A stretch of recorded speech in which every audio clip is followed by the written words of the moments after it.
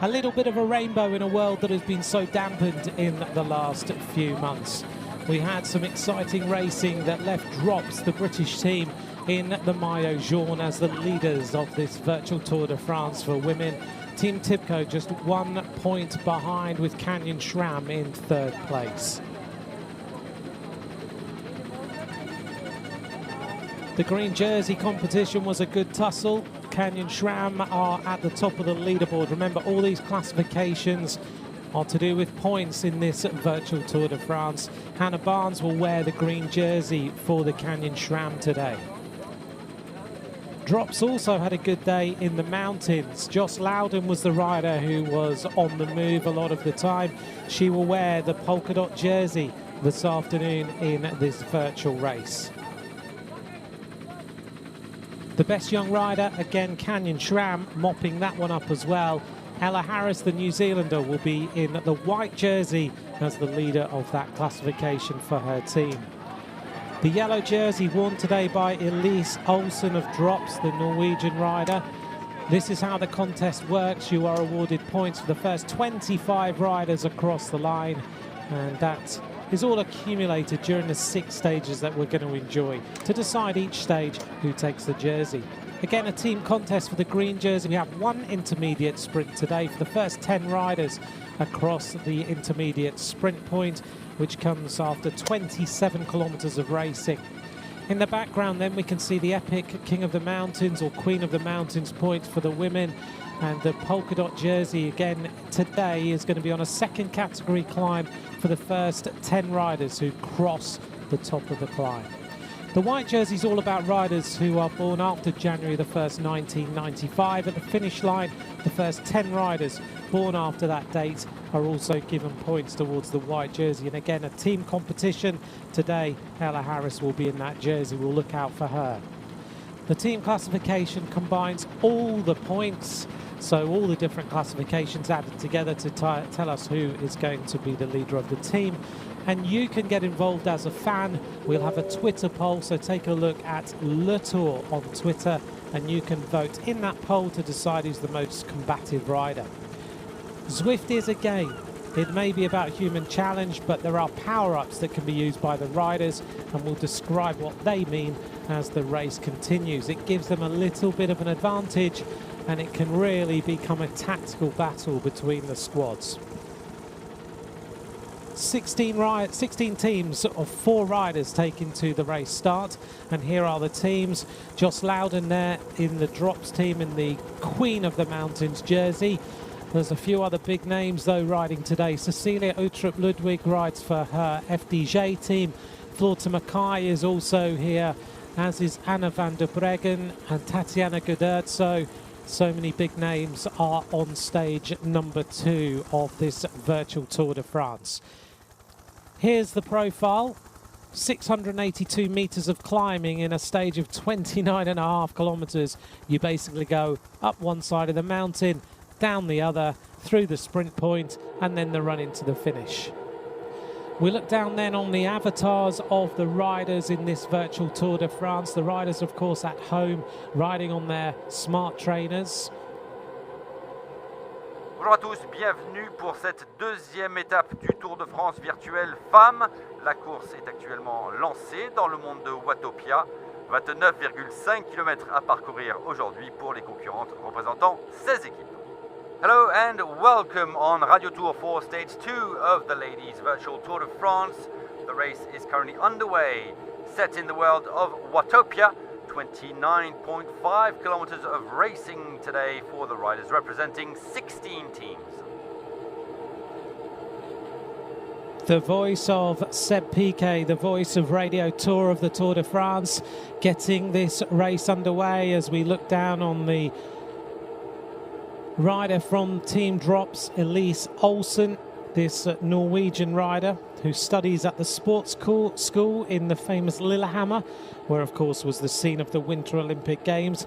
The team director says that she's a future world champion, has got a real drive, a huge talent, and so Elise Olsen in that yellow jersey has got a very special day ahead, even being a virtual rider. Of course, at home, she is putting in the effort, and we can see the stats there at the bottom of the screen, and there she is at home on the smart trainer. And for those of you who've never seen virtual racing before, she's riding on an indoor trainer.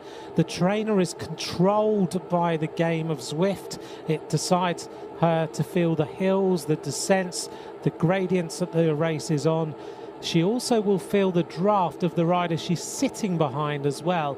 So it's a great opportunity to tactically simulate bike racing. So she's putting in nearly 300 watts at the moment, spinning along at 101 revs per minute. She knows that it's a big moment for this small British team of drops. They've been given this wildcard invite.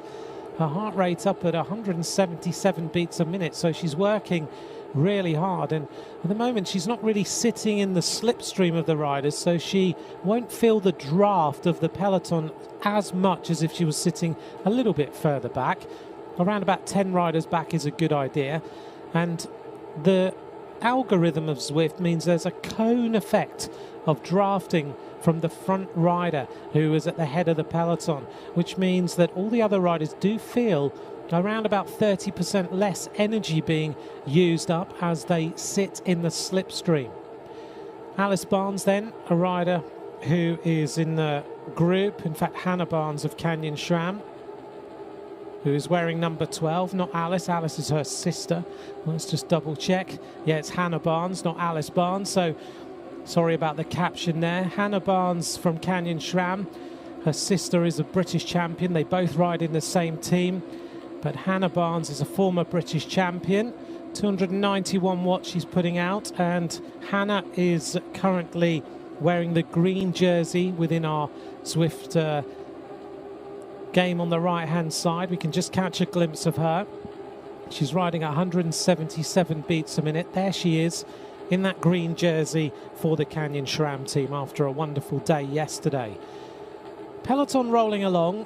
Underneath the positions you can see there on the right-hand side, you'll see something called watts per kilogram. And that gives us an idea of how many watts, of how much power basically a rider is putting out per kilogram of their body weight. And if we watch, you'll tend to see when they're sitting in the group, watts per kilo around about a similar level, very similar level. But then we're also able to watch it and see when someone is putting in a big attack or trying to get away from the field, you'll see their power output per kilogram start to increase. And that's what we just saw then. Left-hand side of the screen then, here is Joss Loudon, comes from Lewis down on the south coast of Great Britain. She's wearing the Queen of the Mountains jersey, as we can see on the right-hand side, riding for her drops team. Her setup looks like she might be in the garage at home, but spinning, trying to get the gear going. Her camera not working too well for us this afternoon. But Joss Loudon had a wonderful day yesterday. She was in a tussle with Erica Magnaldi, the team from Ceratizit WNT, and she came out the best. So Loudon secured that polka dot jersey for her squad. Towards the front, wearing number 11, is Ella Harris. And she's in the white jersey as the best young rider. Making our way up this little start of the climb. So the course today, we started at sea level basically. We went through the ocean tunnel in Watopia. Watopia is the virtual world of Zwift. We will be riding in a virtual France over the next 4 stages. And then we start climbing, and this climb is 9.4 kilometers. The average gradient is 3.9%, but it takes us up to what we call the radio tower at the top here in Watopia. And the top of it is brutal, it's steep. The average gradient in the last kilometre is 13.7% before we go flying downhill on the descent. And those of you thinking, well, how does everybody have the same feeling on the bike? Well, it is the Zwift platform, the game, that is controlling how the riders feel. So it really does feel like you are going uphill. It feels like you are trying to stay in the slipstream of the other riders. And as we go over the bridge here, you can see that Ella Harris on the front is really stretching the peloton out, and riders are losing the group. There's Ella Harris on the left-hand side. She's a young New Zealander. She is very experienced on riding on E-Games on Zwift. She was the winner of the Zwift Academy to get her contract with the Canyon SRAM team 2 years ago. And as you can see in the background through the windows, it's pretty dark outside because Ella is at home in New Zealand. It is 2 a.m. in New Zealand, and Ella Harris is racing against her team, with her teammates and against all the other pros across the world. But that's got to be commitment to her sponsors and to all the fans, isn't it? 2 a.m. she's riding over there in New Zealand. She sent me a message this morning. She said around about 9 o'clock, she said, I'm going to go for a sleep, have some dinner, have a sleep. Then I'm going to hope I feel a lot better than I do right now because I'm already feeling a little bit tired. And then I'll race at 2 a.m. in the morning. There's Ellen van Dijk, riding for the Trek Segafredo team, 33 years of age, a world champion of the time trial, a very powerful rider. As you can see, she has that really calm, composed style, keeping the pace up. Not renowned as a climber, but her time trialing ability on this 9.4 kilometre climb will mean that she'll be able to just stay in touch, and then hopefully she'll be able to use her power over the top. She's definitely in the garage this afternoon, putting out 309 watts. But Ellen van Dijk, a winner of the Tour of Flanders, sitting there, hands on the drops, really comfortable style, hasn't she? 95 revs a minute, looks composed at this moment in time, doesn't look under too much pressure. We're 10 minutes into the race. The Queen of the Mountains point is 13.9 kilometres into this ride today. Then we go over the top of the climb, a little bit of a kick before or after that point, as we see the yellow jersey starting to have a few issues here. Elise Olsen is struggling to stay on the wheel of the rest of the riders and is being dropped by the group. There she is, she's just trying to stay there. Sweating quite a lot there on the left-hand side. This is a tough effort, clicking her way through the gears. Shuts the eyes, just trying to compose herself. This is hurting. Well, simulated bike racing is not easy at all. You have to put yourself into all sorts of hurt just to stay there as she tries to click through the gears and find a gear that gives her a little bit more comfort. 25 kilometers an hour. On the front of the group, the positions are showing that Erika Magnaldi of Ceratizit WNT is the rider who's setting the pace, with Sarah Gigante, the Australian rider. Also near the front is Lauren Stevens, Joss Loudon. Magnaldi drops back just a little bit. And with the yellow jersey right now is Floorta Mackay.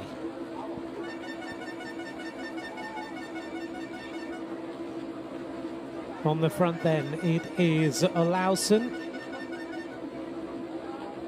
who is just keeping a nice tempo for the team of Sunweb.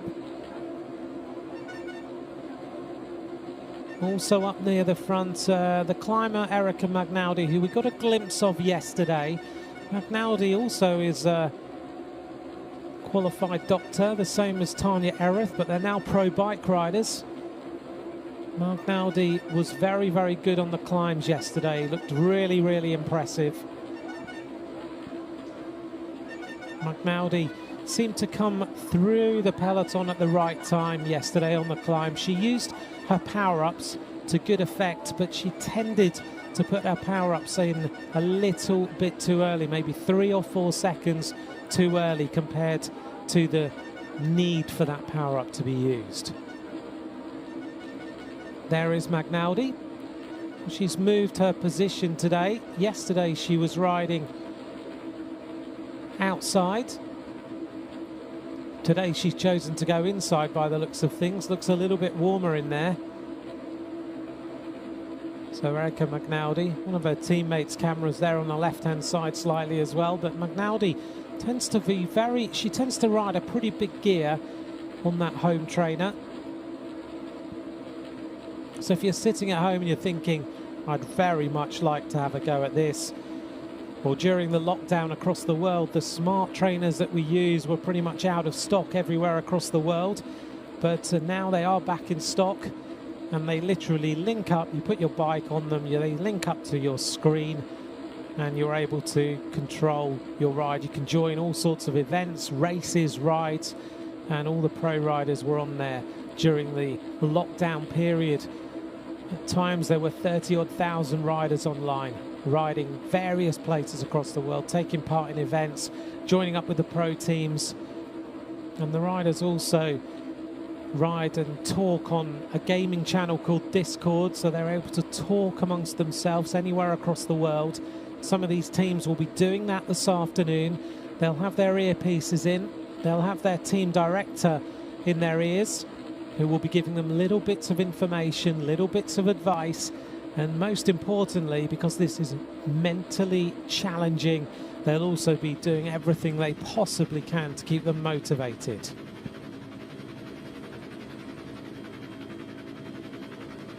.7 kilometers to the finish. Stage 2 of the virtual Tour de France. Here's a little bit of statistics for you.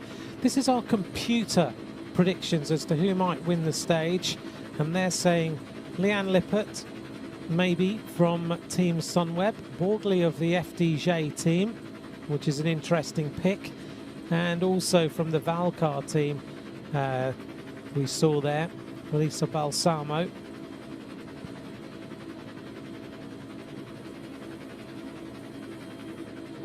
A very small group of riders, maybe what, 15, 20 riders now in the front group as we make our way up the climb. So the Queen of the Mountains point is in 5.5 kilometers still remaining to the top of that climb, so still a big effort. The gradient there on the right hand side, 7% right now. And when you talk to the pro riders who are used to riding on this platform, they will tell you that anything under 7% is not really worth a pro rider attacking on. But if you get over 7%, then it really starts to play into your hands, and it's possible to attack at a level that you would do in a bike race. Onto the cobbles. And I mentioned yesterday that some of these riders will have trainers that actually simulate riding on the cobbles as well. So they send a little bit of vibration through the back of the bike so that it feels exactly like it would do when you're on a cobbled section. Joss Loudon. She actually works for one of the team sponsors, because this is a team that is all about developing riders. They are a pro team, but they are one of the lower budget teams, and they're looking for a sponsor to try and step up to the next level. But she works for the team sponsor, Itelligence, who are an NTT data business solutions company, and she actually helped to bring that sponsor into the team. So she's not only being a rider, she's also trying to help the team grow as well.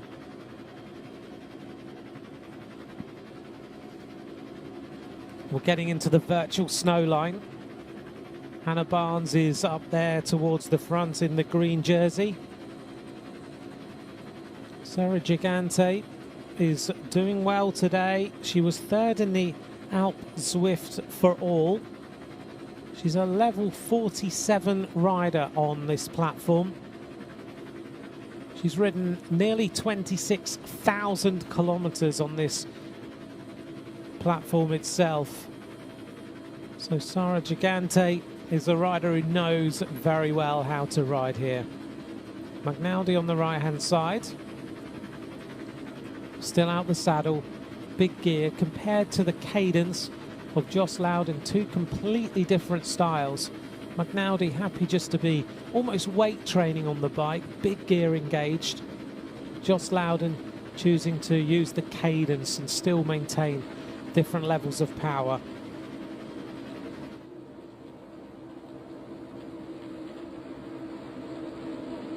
Now you'll notice in the back pockets that glow that you can see. within the game, the riders are given thumbs up. You can see all the little thumbs arriving above the riders. And the fans who are in the game itself watching at this time are able to send riders ride-ons or thumbs up. And they fill the back pockets of the riders' jerseys on their avatars, and they glow blue. So the more they get, the bigger the blue glow is going to be as we make our way towards the end of the stage.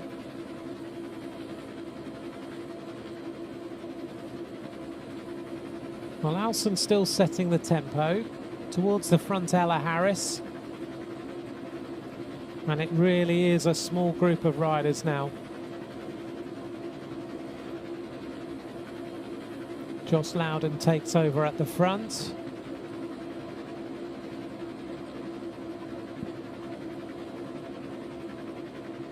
Towards the back, Lauren Stevens.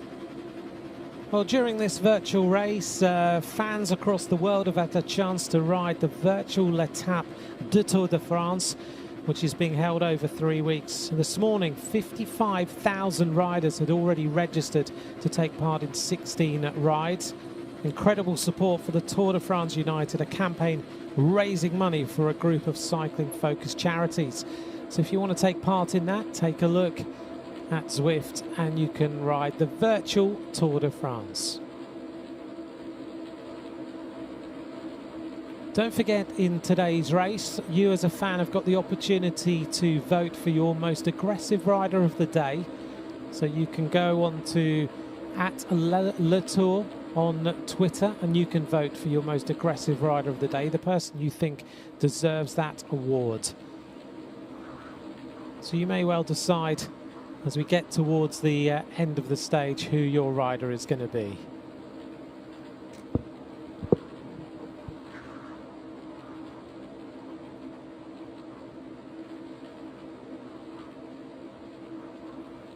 As we make our way through the tunnel, still McNally towards the front. Joss Loudon continues to maintain the tempo. Yesterday, in terms of the Queen of the Mountains competition, team drops. The team of Joss Loudon took 12 points. Sarah Tizet, WNT, were in second place on 7.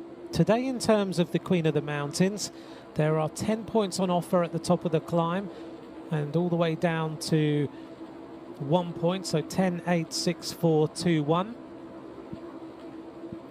So McNally and Loudon, again, I'm sure will be involved in that action when they get towards the top of this rise. And remember, you're looking for the kilometre 13.9, so another 3.1 kilometres of climbing to go before we then go through the Queen of the Mountains point. Then we kick uphill to the radio tower, which is very, very steep. So it's after that point, after that Queen of the Mountains point, we'll go up over the radio tower and then descend downhill, very, very fast descent, down through the sprint point and then into the finish line.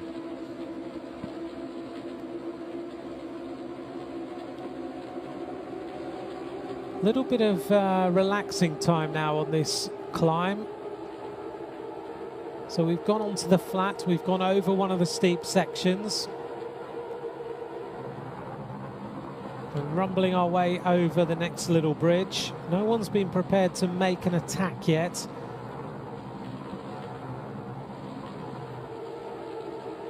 .9 kilometres to go to the top of the pass.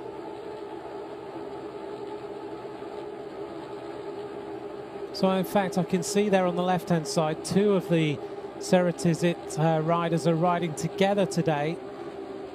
So they're next to each other, which is why you can just see the arm of one of the other riders. So Erica McNaldy's got a little bit of support today. Yesterday she was on the balcony on her own. So nice to see that she's got a little bit of support there from her, one of her teammates. Ella Harris in the white jersey. Just trying to slot in and stay in the draft. I'm sure she's had a few coffees to keep herself awake at 2 a.m. in New Zealand. But Ella Harris is a rider who knows this platform so well. To win the Zwift Academy, you had to take part in a number of different races over 3 months.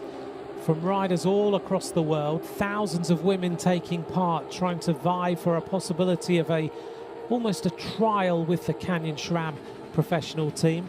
They've really supported this e-racing over the last 3 years. They've chosen 4 riders now to be pro riders with them, and 3 of them are still in the team. So Tanya Erith, who we saw yesterday racing, Ella Harris, who's now racing here, she's the climber, and Jess Pratt, who is also in that squad. She rode yesterday for the Canyon SRAM team. It's a wonderful idea. It's also been supported by the NTT team for the men, and they've found some riders through the Zwift Academy. But the Canyon SRAM team really have found some amazing talent, and as you can see, they're riding very strongly at the top of the front of this climb. So Harris setting a tempo now. Lawson goes through to the front. Who is going to go for the Queen of the Mountains points? We're only 1.4 kilometers away from that Queen of the Mountains point on this climb. And remember, it was drops with a 5-point advantage now. So Loudon just needs to keep a good eye out and make sure that she manages to get across that top of that climb. We've climbed now 351 meters. We've still got well over 200 meters to go of climbing. Now we get a little chance to see Kristen Faulkner, who had a great day yesterday, was second on stage 1. Riding for the American squad of Team Tibco Silicon Valley Bank. Heart rate up 173 beats a minute, and revving really high there at 104 revs per minute. Now we're going to start climbing again. So we've gone over that little peak, we've gone slightly downhill. Now we're going to start climbing up to the Queen of the Mountains point, and as you can see, she's now kicking in over 400 watts just to stay in the group. Kristen Faulkner, 5th on stage 2 of the Zwift Tour for All, which was another race that took part during lockdown. A reminder then at the top of the screen, the hashtag is TDF United. Join us on there because we're trying to support 5 cycling related charities, and your support would be very, very welcome. Erica Magnaldi with a little bit of an attack. I haven't seen any power-ups yet. If you'd like to message me in today, at Ant McCrossan is where you can join me on Twitter this afternoon.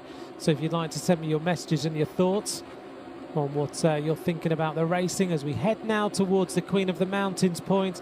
And it looks to me like Cecilia Uttrup Ludwig is looking for this one, but Erica Magnaldi is going for it now. Tracked not too far behind by the polka dot jersey, and Magnaldi looks like she's going to take the maximum points at the top of the climb this time. So Magnaldi goes across the top. Loudon is in second place. Look at the effort on her face there on the left. That was a big, big move. Now she's got to try and recover because this climb continues. She doesn't want to get dropped out of the group. Well done to Erica Magnaldi of Ceratizit WNT, this German team. 3 riders now on the attack.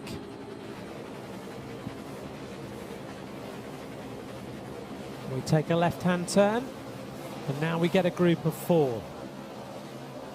So Magnaldi has made her way into this group. So has Loudon. Looks to me like Cecilia Uttrup Ludwig and also Ella Harris. So Ella Harris has paid good attention. On the front is Cecilia Uttrup Ludwig, and we're going to go all the way up to that radio tower on the right-hand side. And the next part of this climb is absolutely brutal. Here's the replay then.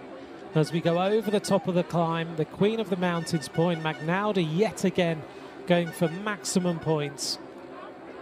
She closes the gap on Joss Loudon by 2 points. But the Queen of the Mountains jersey will remain on the shoulders of Team Drops. Just a reminder then that all the competitions are teams, they're not individuals.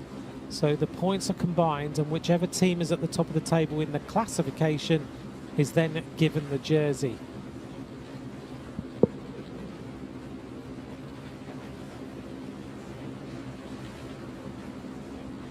Right, now we're onto the brutally steep part of this climb. You can see the face on Erica McNaldy now.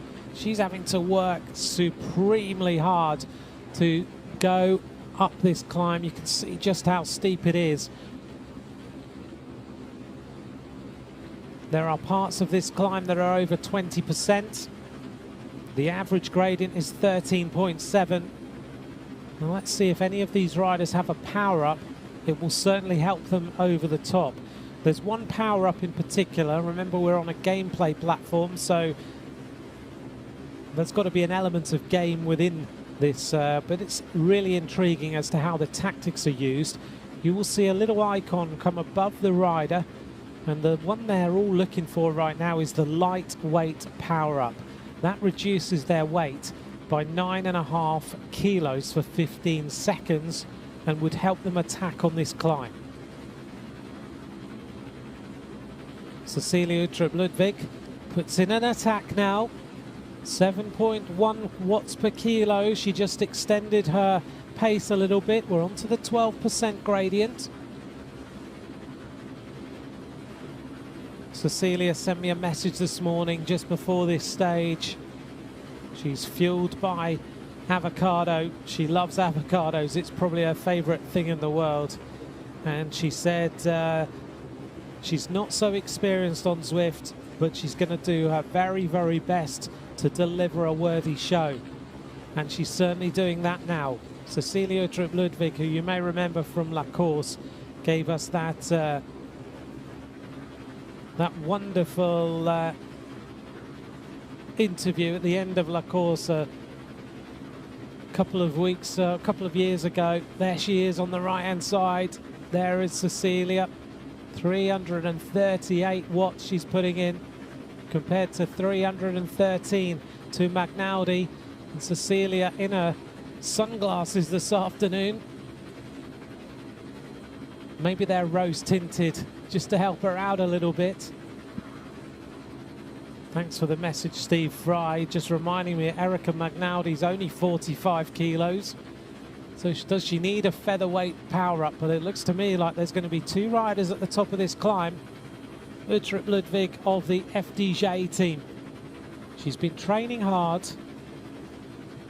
She spent most of lockdown in Denmark. She went back home. She spent a lot of time with her family. She still managed to get out training. But look how hard she's having to work on this indoor trainer just to keep the momentum going.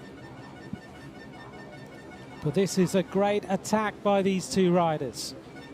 McNaldy of Ceratizit WNT and Cecilia Uttrup Ludwig as they reach the radio tower in Watopia. And Uttrup Ludwig looks for another gear, clicks onto it. Oh, that bike is getting really, really hammered around as she makes her way towards the top of the climb. Now she sits down, a little bit of respite. McNaldy will get onto the wheel. If you joined us yesterday, you'll remember that once the gradient gets over 5% on the descent, they are able to accelerate up to top speed, and then they can freewheel quick and they will go into the super tuck. And Cecilia Uttrup Ludwig now engages the super tuck. And let's see if Erica McNaldy knows that that's what you can do, because there is the gameplay. Uttrup Ludwig goes into the super tuck. She'll catch McNaldy very quickly. See other riders coming up the other side who are in the Zwift game, and they're both now in the super tuck. Fast downhill. This descent is going to go extremely quickly. 27 kilometers is the intermediate sprint point. Only one intermediate sprint today. And all the riders now engaging the super tuck, so they get the chance now to recover just a little bit. You have to be careful on this descent though, because there's a couple of points like here where suddenly the super tuck unwinds and you've got to get ready to pedal hard.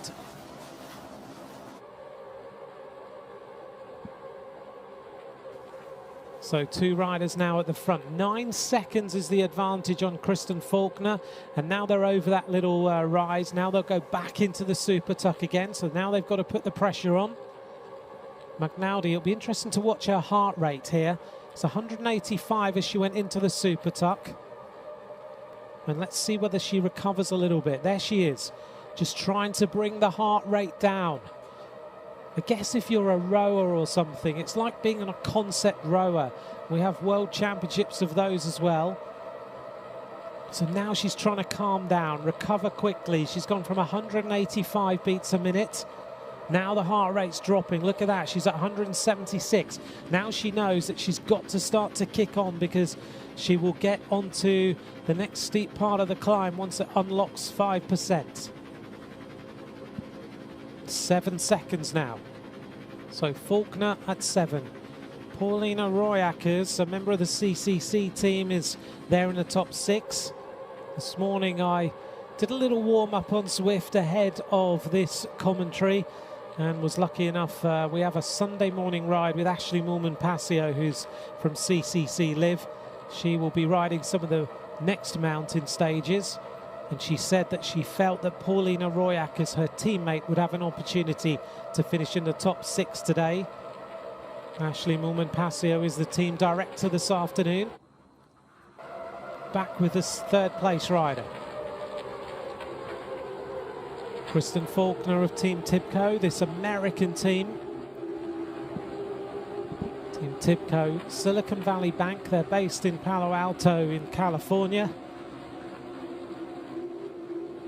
One of the oldest running sponsorship deals in any of world cycling, whether it be men or women. They've got some wonderful partners.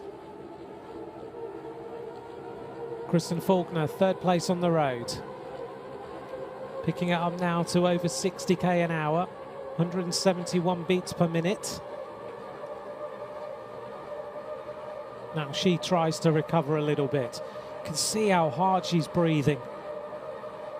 She's got the earpiece in, so her team director will be talking to her in her ear. Now we've not got far to go to the finish. She also takes a little bit of food on board. Takes a little bit of a bar or a gel there just to try and give the body a little bit more energy to take into the finish. And it is so demanding, this simulated racing, that the riders do have to think about nutrition. They have to think about whether they take electrolytes, whether they take some gels during the race as well. These two riders really are showing us an impressive performance, but Faulkner is the rider that we need to worry about here. Kristen Faulkner coming back. Stage 1 yesterday, she was second place to the young British rider April Tacey of the Drops team, the 19-year-old who surprised everybody and beats the world champion of the time trial, Chloe Dygert. She beat Tanya Ereth. She beat former world champion Chantal van den Broek-Black. And now we've got a group of 3 at the front. Kristen Faulkner has used her knowledge of this platform to very, very good effect here to come back to the front. Only 8.5 kilometers to go. Cecilia Uttrup Ludwig has put on the show that she told me she was going to try and do. Can she now win the stage? Or will one of these two riders, Faulkner or McNally, who yesterday were involved in loads of the action, can they bring home the victory? The big other question is whether any of these riders are going to pick up a power-up on this run-in. And particularly as they go into the finish line, the power-up they're using, oh, I just saw Cecilia Uttrup Ludwig has used a power-up there. She went invisible for 10 seconds. I think she's just done that to get rid of the power-up, because you get a new power-up when you get to the sprint point, and she's looking for the aero power-up in particular, or the breakaway power-up. If she can pick that up at the sprint point, that will help her on the actual sprint 2 kilometers later at the finish line. Only 7.3 kilometers to go. Thank you to all of you for watching this virtual Tour de France. Well, we couldn't have the Tour de France in July because of the lockdown across the world. but we've been given the opportunity to at least still see these great athletes racing, albeit at home. There is Cecilia, just trying to calm the heart rate down a little bit. Now she's getting out the saddle again as we get onto the flat. She's keeping an eye on the other riders. Rides for this French squad. She rides for the FDJ Nouvelle Aquitaine Futuroscope squad. She's got her teammates Eugenie Duval and Stina Bordley, who are with her in this race today. Haven't seen anything of Anna van der Breggen today, the world champion, Olympic champion. But we are now only around 3.5 kilometers from the intermediate sprint. Right-hand side of the screen then, that's the race situation. So Ludwig, Faulkner and McNaldy, 11 seconds ahead of a group containing Loudon of Drops, Roy Ackers of CCC, and Lawrence Stevens also of Team Tibco. So that's a good day for Team Tibco as far as the Maillot Jaune is concerned. Roy Ackers, this is the group that's chasing. Can they come back in time to compete for the finish? Roy Ackers there on the front, just trying to keep the pace as high as possible. Well, yesterday we saw Drops in the lead in the Maillot Jaune competition, the yellow jersey competition, with 71 points. Second place was Team Tibco with 70.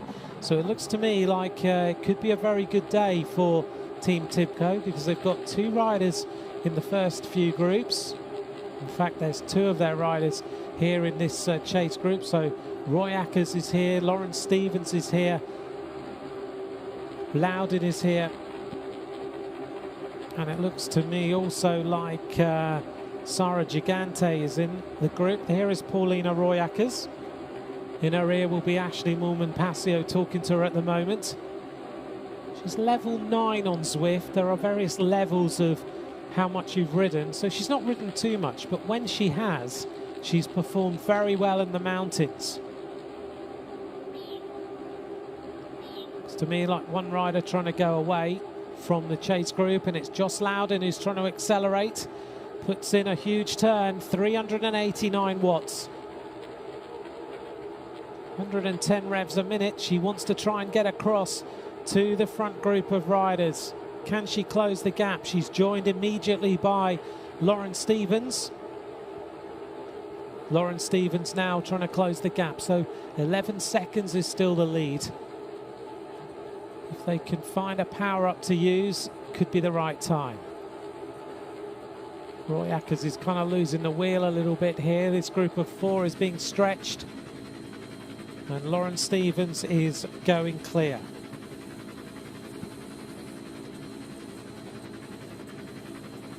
Saw Lawrence Stevens ride one of the reconnaissance rides last week. She looked so comfortable on the bike, just riding along on Zwift. This is our lead group. Just a reminder then, if you've just joined us, we're 4.3 kilometers from the finish. The leading group is McNaldy, Ludwig and Faulkner.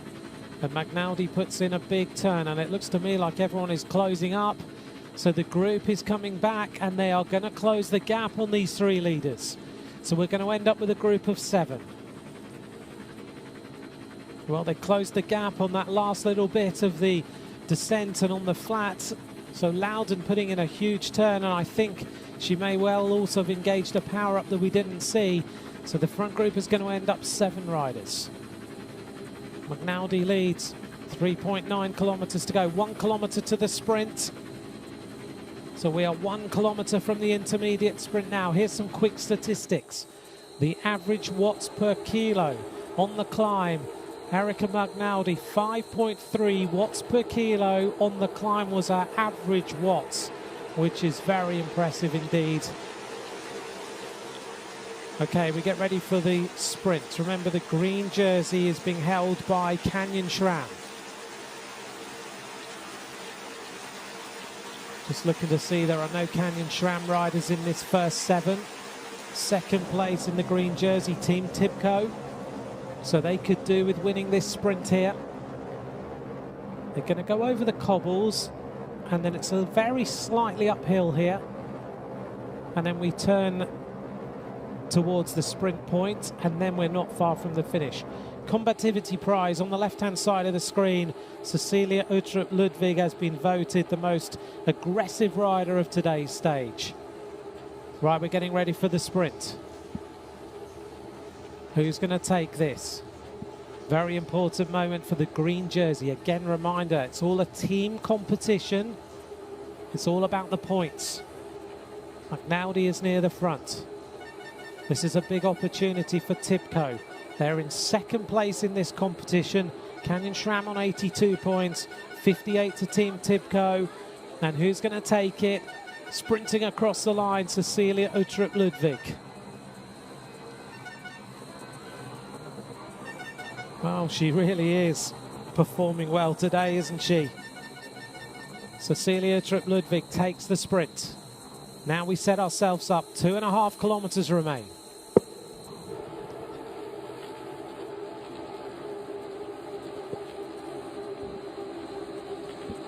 And one rider now puts in a power-up, and it's the Burrito breakaway, and Cecilia Uttrup Ludwig has attacked. So a reminder that we have these power-ups that can be used. This makes her undraftable by the other riders for 10 seconds. Kind of feel like she should have used that at the finish line. She's got so much power today. I think it would have really helped her on the last few hundred meters. The riders come back to her. She's splitting the group up a little bit. McNally is there. Now another attack. This time it's coming from Kristen Faulkner. Confirmation then of the mountains. Uttrup Ludwig took 10 points, Loudon 9, McNally 8, Royakas 7, and Gigante took the final points there at the top of the climb. I'm wondering if Cecilia Uttrup Ludwig has ignited her power up just a little bit too early. She tried to get away. I think it would have been more useful on the run-in. She could have used that Burrito breakaway and could have left all the riders behind with the power she's got today. This is the group. Faulkner is in it. Faulkner of Tibco at the front. Loudon is also there. Lauren Stevens. Cecilia Uttrup Ludwig in the white. McNally has performed again today absolutely superbly.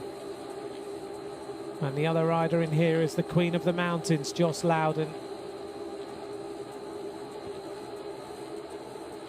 5 riders at the front.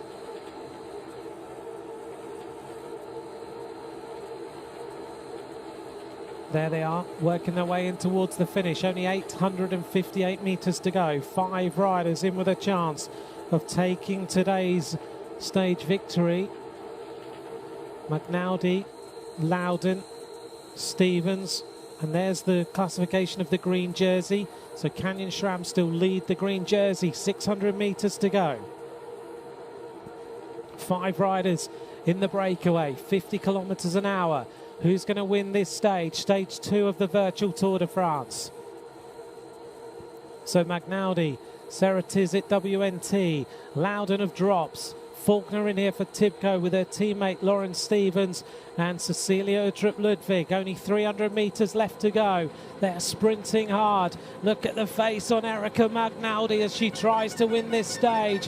Huge acceleration. Who's going to take the stage victory as they make their way across the line? Who takes it? It looked to me like it might be Joss Loudon or Lauren Stevens. Lauren Stevens, I think, may well have taken the stage for Team Tibco. What a sprint at the line. We'll take a look at the replay. Joss Loudon was leading, but I think Lauren Stevens may well have just got it on the finish line for Team Tibco. The effort of Erica McNally trying to win that stage. Well, we'll take a look at the replay. We'll get confirmation of who took it. I couldn't see whether anyone used a power-up on the run-in, but I think it was Lauren Stevens maybe who took it. wearing number 1. But let's take a look at the replay in a moment. There we see warming down Erika Magnaldi. She's had a very, very good race today. 47 minutes of racing. And it looks to me like Lauren Stephens, there she is at home. Hopefully we can take a look at the replay in just a moment and we will be able to see how she took that victory. Did she use a power-up on the run into the finish? We took a look at Erika Magnaldi, but Lauren Stephens of Team Tibco, I think, has taken a big win for her team on stage 2 of the virtual Tour de France.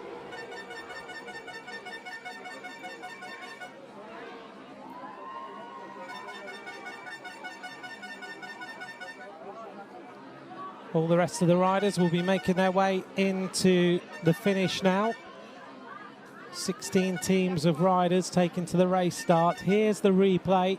So they all used some power-ups. Using the aero power-up, Loudon was at the front. Lauren Stephens moves up on the left-hand side. And Lauren Stephens is the winner of that stage for Team Tibco.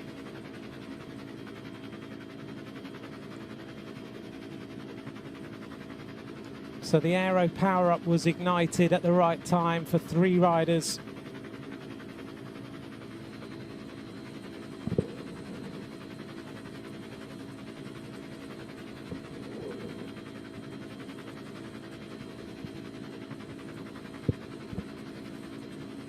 Let's take a look then at the results of stage 2 of the virtual Tour de France. Lauren Stephens wins in 47 minutes 32 seconds. Joss Loudon of Team Drops in 2nd place. Erika Magnaldi of WNT in 3rd. In 4th place, Cecilia Uttrup Ludwig of FDJ. And in 5th place in that group, Kristen Faulkner, also of Team Tibco. Another good day for Team Tibco. Hopefully, if they're the rest of their team can come in the top places, which I think they are doing, they could close the gap and take the yellow jersey. Well, let's hear in a moment from the winner of stage 2 of the virtual Tour de France, from Lauren Stephens of Team Tibco Silicon Valley Bank.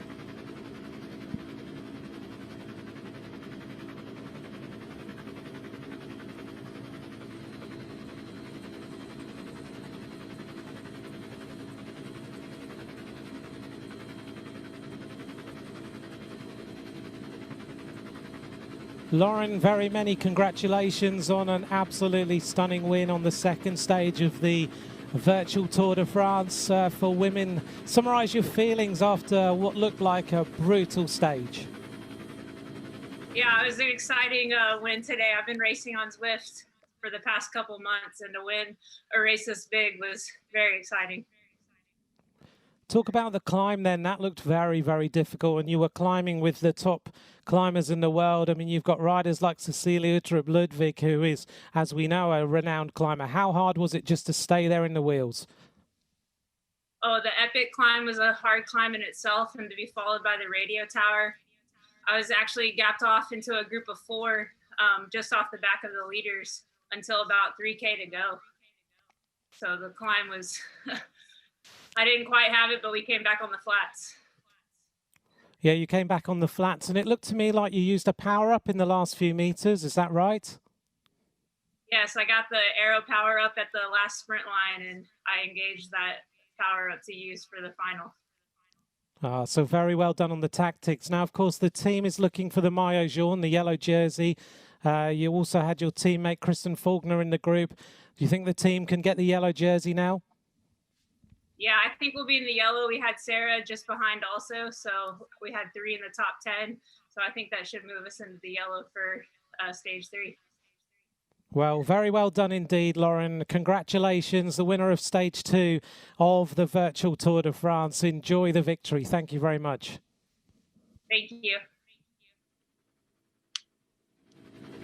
Lauren Stephens then, the winner of stage 2 of the virtual Tour de France. So you can see, if you're getting used now to this simulated bike racing, this virtual racing, just how important that use of the power-up is.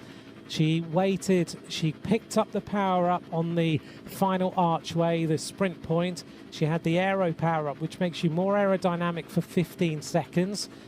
I think 3 riders in that group had that power up. You noticed that Cecilia Uttrup Ludwig used the breakaway power up on the run-in, and I think it might well have been more useful in the last few hundred meters if she just kept hold of it and then engaged it in the last few meters. She may well have won that stage, but Lauren knows Zwift very well, so she played it to good effect, and she did so well coming back. Here's the classification of the Maillot Jaune of the Tour de France Virtuelle. The Team Tibco now at the top of the leaderboard with 170 points. So Team Tibco will take the yellow jersey. Drops will be in second place. In third place will be Canyon Schramm. Fourth place then will be Boels Dolmans. So Team Tibco, Silicon Valley Bank into the yellow jersey as the leaders of the virtual Tour de France for women.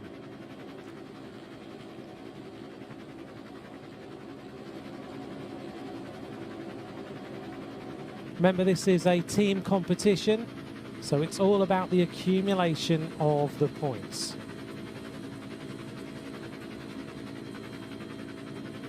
What will happen now is that for next weekend and Saturdays and Sundays for 3 weeks, we have the virtual Tour de France.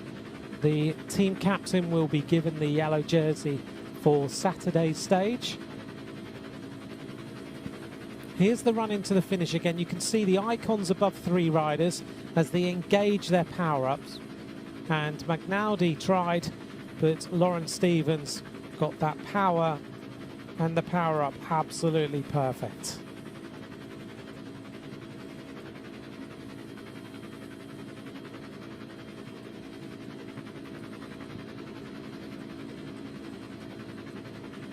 Now this is the area of Watopia known as the Italian Villas. We rode through that yesterday.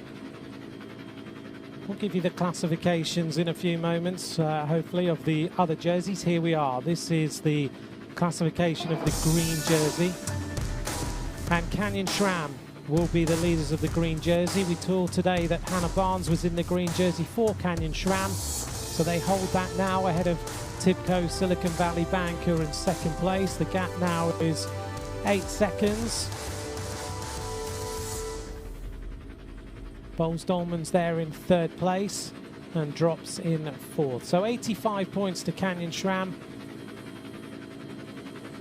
They're in the lead of the green jersey competition. Don't go away, of course, this afternoon we have the men's race coming up straight after this. Here's our Queen of the Mountains. Drops maintain their advantage, 3 points their advantage on Sarah Tizet WNT. So 20 points to Drops, 17 to the team of Erica McNally. There really is a great competition between Joss Loudon's team and Erica McNally's team for that all-important polka dot jersey.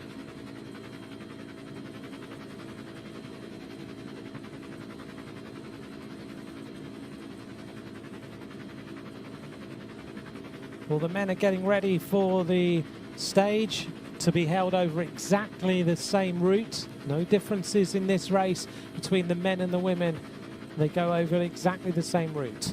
Confirmation then that Drops have the best young rider classification still. 10 points to them, 9 points to Team 2020.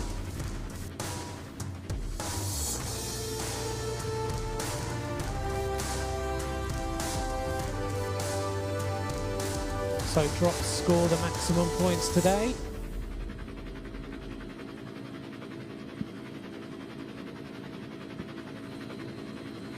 And don't forget that Cecilia Uttrup Ludwig was awarded the most combative rider for the most aggressive racing on today's stage.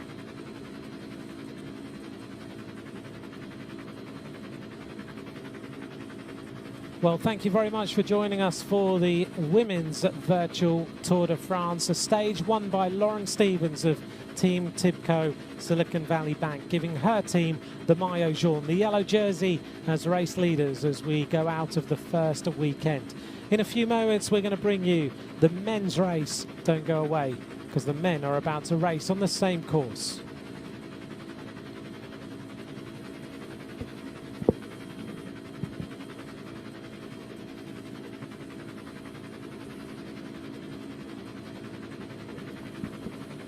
Well, let's just, before we get to the men, let's see some highlights of the women's race. This was the run into the top of the epic climb, so Magnaldi powering her way over the top.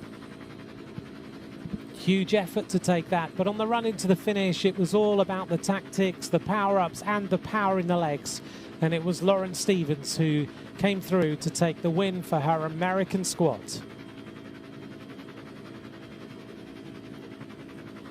Lauren Stevens very, very pleased with that performance. In a few moments, the men's race.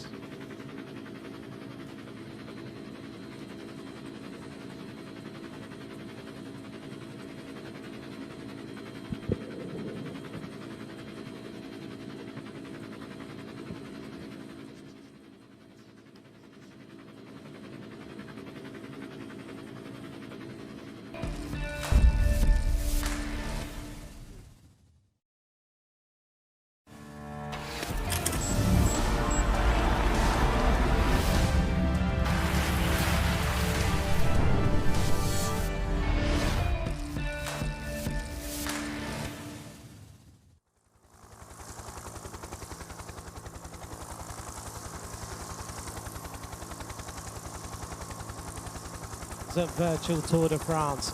It was a stage won by Ryan Gibbons of Team NTT, giving his team the yellow jersey, and they will wear that on today's mountain stage. NTT Pro Cycling lead the Virtual Tour de France with a 1-point advantage on the American squad, the wild card of Rally Cycling, who really enjoyed the stage, with Pierre-Andre Cote taking second place to Ryan Gibbons on the run-in yesterday. Today's stage then, 29.5 kilometres of racing, 18.3 miles over the epic mountain and the radio tower. The green jersey competition is also led by NTT Pro Cycling with a 70 points total at the top, ahead of Mitchelton Scott in second place.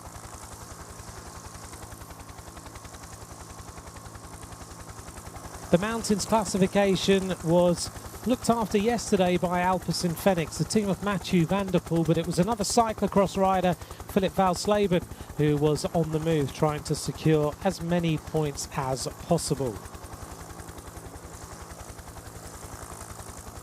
And in the white jersey for the best young rider, it is the American squad of Rally Cycling who lead with 10 points, 9 points to Alpecin Fenix and 8 to Lotto Soudal. The white jersey today will be worn by Nicholas Zukowski of the American Rally squad. Let's take a look at the teams who will be taking part in the Virtual Tour de France this afternoon. Well, we have some huge names, and none are bigger than Geraint Thomas, the winner of the Tour de France in 2018 and second in the Tour de France last year. But there are some other big names in this field.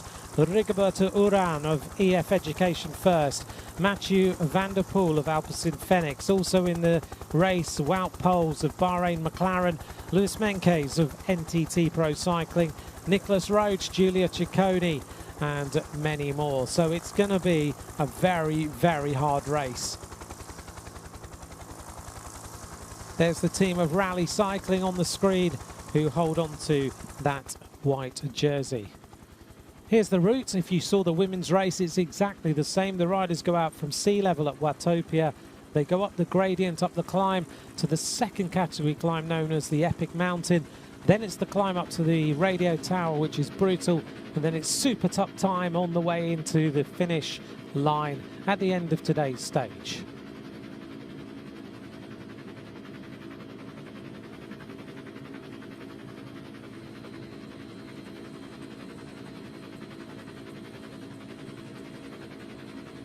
The rider's about to get the start underway.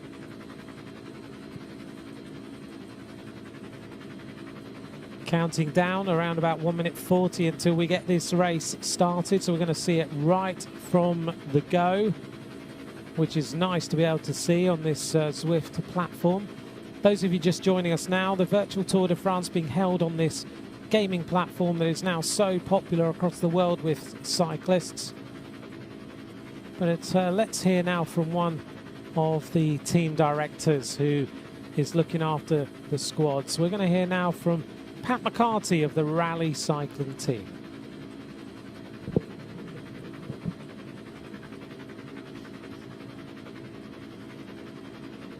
Hey everybody, this is Pat McCarty, Team Director for Rally Cycling, coming at you guys about the virtual Tour de France we have coming up this July, racing on Zwift. Really excited about this. First of all, it's a massive invite for us to be part of the Tour de France. And I think all of our guys are really excited. We've had quite a bit of experience with e-racing. We've had some good performances already this year in the Zwift Tour for All, shown that we're a very, very capable group of bike riders, and we've taken the e-racing seriously, so it's been fun for us. I think for these 6 stages over the next 3 weekends, we're going to go for wins. I think the expectation is high. Pat McCarty then of the Rally Cycling team.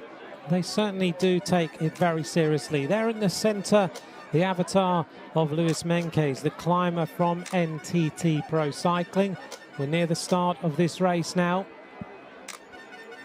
So NTT had a great day yesterday and we're underway now. They have both the green jersey and they have the yellow jersey. So pour la deuxième étape du Tour de France virtuel, la course est lancée dans le monde de Watopia.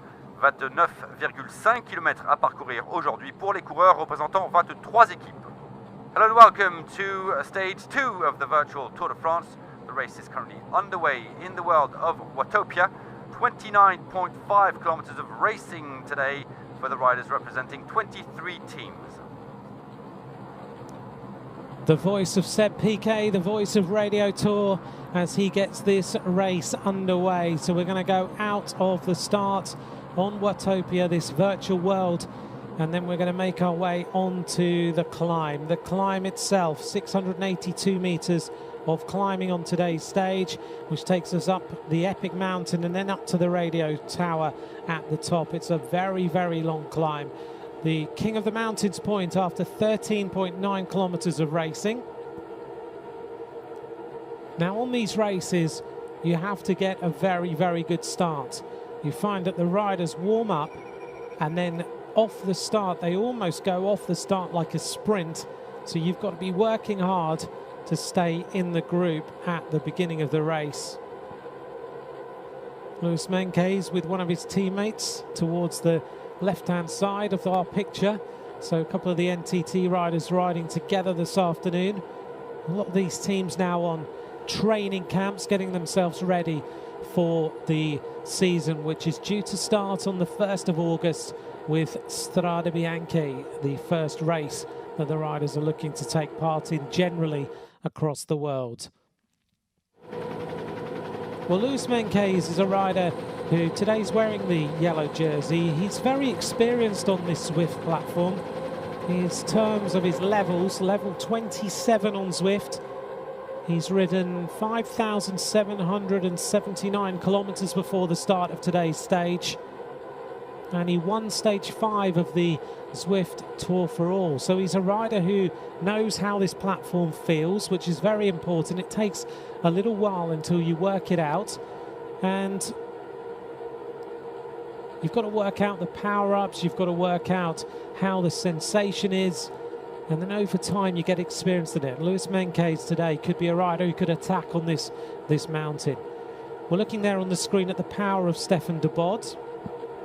He's in the green jersey this afternoon, the 23-year-old rider from the NTT Pro Cycling team, another South African in that squad. And of course NTT is known as Africa's team. 342 watts he's putting out, rolling along with his heart rate at 143. So whilst we're making our way underneath the ocean tunnel of Watopia, before we start the climb. He's nice and relaxed now. He's quite calm, nothing too strenuous. He's rolling along at 89 revs per minute. Most pro riders ride between 80 and 90 revs a minute as a nice cadence in terms of the pedals turning. 51 kilometers an hour. And as I mentioned in the women's race, you can sit in this peloton and you can draft like you are in a peloton in the Tour de France. There are some other virtual platforms that you can ride on as a bike rider, but they don't have the algorithm of drafting, so it doesn't give you that sensation that you are able to sit in the wheels and save a little bit of power. And then when you go through to the front, you then start to feel, oh, I'm working hard here. There's our captions picking out the avatar of Philip Valsleben. Valsleben is a cyclocross rider. He's wearing the King of the Mountains jersey today. He was a little bit of a surprise, I would say, yesterday on the stage. Not really picking up his data too much, but there he is on the left-hand side. Looks like he's working hard. Out of the saddle, just trying to stay in there. Valsleben, 32 years of age, national champion in cyclocross, 5th in the World Championships at cyclocross, and an under-23 world champion also in cyclocross. Many of the Alpecin Fenix team are cyclocross specialists. You can see there he got out of the saddle, accelerated hard, and now, having sat towards the back of the group, he's sprinting his way up towards the front to stay in the right position within the group. And you do have to concentrate, you do have to maintain your position in the group. Towards the front then, Connor Swift is setting the tempo for the Arkea Samsic team. Connor is a former British champion. He rode for the Madison Genesis team in the United Kingdom, and then he was signed by Arkea Samsic to look after Nasser Bouhanni, to be one of his lead-out men. He's quite experienced on Zwift. He rode before today's stage, 3,229 kilometers on Zwift itself. And he's staying up towards the front, and I wouldn't be surprised if he's one of those riders who could perform very, very well as the Tour de France winner Geraint Thomas comes to the front.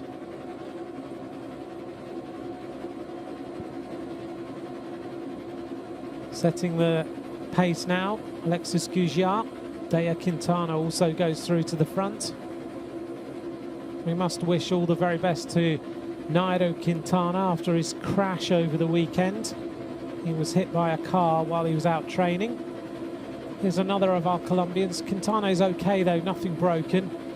Look at the setup of Rigoberto Urán. Leather sofa, the pink flooring laid out for his smart trainer. He's got everything he needs. He's got a couple of bananas sitting there in case he needs them. Rigoberto Urán, 4th on stage 5 of the Zwift Tour for All. 2 stage wins, of course, on the road in the Giro d'Italia. 2nd in the Tour de France, 2nd in the Giro d'Italia. And it's great to see Rigoberto also recovering from that horrific crash he had that was career-threatening. It's great to see him back here, and look how cool he looks. Sitting, I think, either at home, it looks like he's at home, just rolling along on the pink carpet.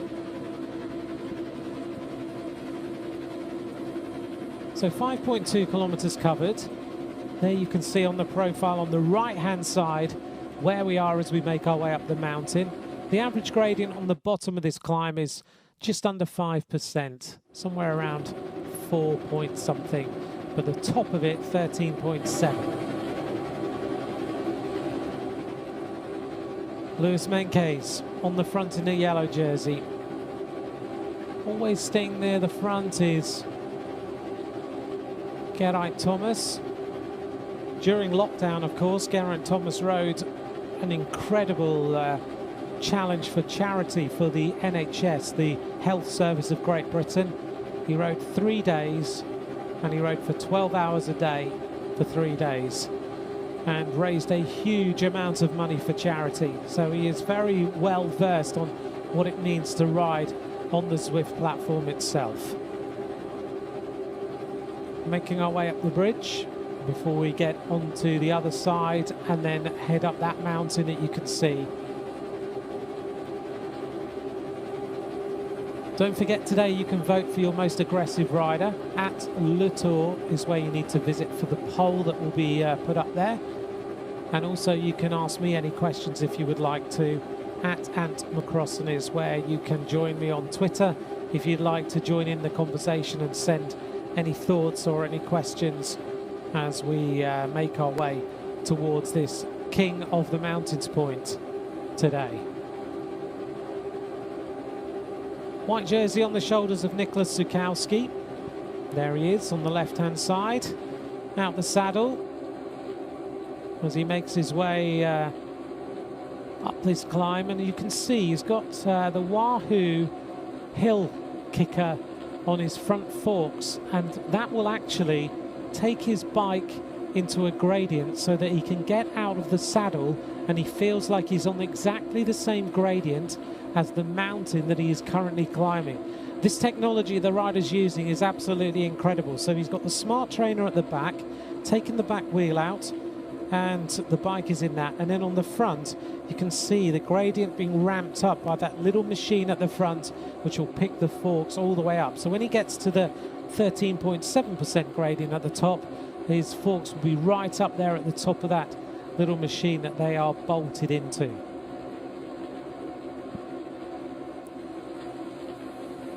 Geraint Thomas setting the pace. Thomas, the winner of the Tour de France. Level 20 on Zwift, so he's ridden a lot. 2,966 kilometers before the start of today's stage. Being tracked here by Ben O'Connor. O'Connor in second place. Tao Geoghegan Hart comes up. Tao has not ridden loads on Zwift. He's a level 9 rider, but he's extremely good on the climbs. And there is Geraint Thomas, the winner of the Tour de France, concentrating very hard there, out on the balcony this afternoon, down in Monaco. I think that's where he's currently positioned as far as lockdown is concerned. He's been training for the Tour de France. That familiar style of Geraint Thomas, the jersey unzipped all the way down. See the heart rate strap he's got on. Hasn't had a haircut for certain. The power he's putting out at the moment though, 400 watts. And rolling on at 31 kilometers an hour on this 6% gradient.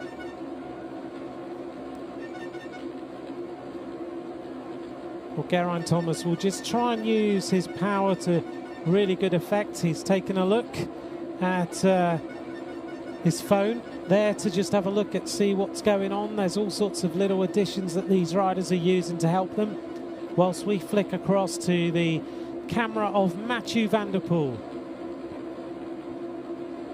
There is Mathieu. If you've just joined us today, I remember pointing out yesterday that he's got some memorabilia to remind himself of his granddad there on the shelf, Raymond Poulidor, who passed away sadly a few months ago. But Mathieu yesterday had a very good stage. He was 4th overall, just got outwitted on the run into the finish. But today that cadence nice and high, 96 revs a minute, 182 beats per minute, so he's working really hard on this climb. Mathieu tends to ride a very, very high cadence, doesn't he?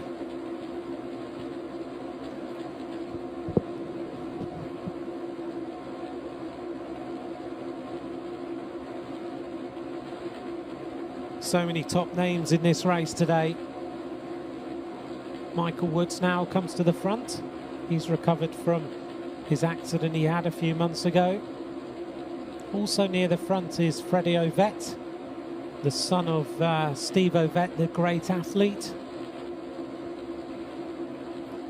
Freddie does ride a lot on Zwift. Level 29 on this gaming platform. 5,849 kilometers he's ridden on Zwift. Geraint Thomas just losing the wheel a little bit as he tries to work his way up through the group. Let's just make sure he stays there because the group is certainly working hard. Maybe Geraint looking at his phone meant that he just missed that little acceleration. He just needs someone's wheel to follow, and the drafting effect will take him back into the group. Well, Mathieu van der Poel's not having an easy time either.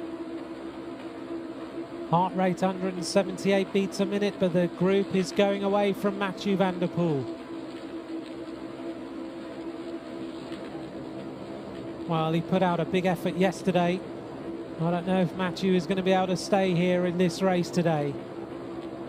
8.6 kilometres covered, and he's starting to suffer.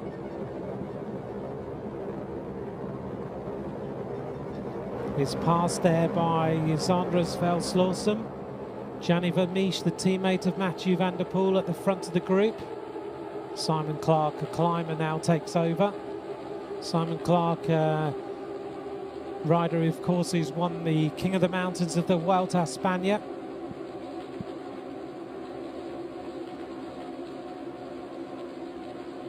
Always near the front is Alexis Goujiard. And now we see an attack. Comes from Domen Novac for Bahrain McLaren. Puts in a huge attack now, 408 watts for Novac. Didn't see whether he used a power-up then. He may well have used one to just try and break away.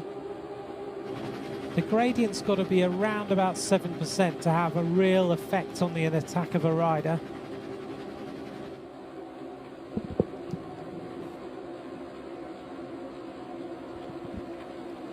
Goujiard now catches Novac. Lewis Menkes is up towards the front. Simon Clark, Freddie Ovett. Looks like Connor Swift is also still there, so is Rigoberto Urán. Yellow jersey of Lewis Menkes is up there. Geraint Thomas looks like he may well be starting to drop away here. Oh no, he's gone on the attack.